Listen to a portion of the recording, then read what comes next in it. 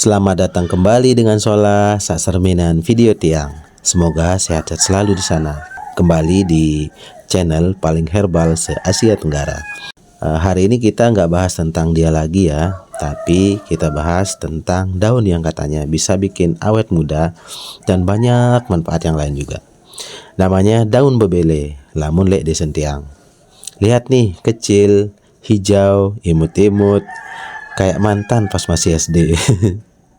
Tapi jangan salah, manfaatnya bisa ngalahin suplemen yang mahal.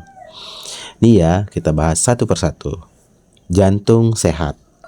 Jantung sehat biar bisa lari dari kenyataan. Peredaran darah jadi lancar, jantung sehat.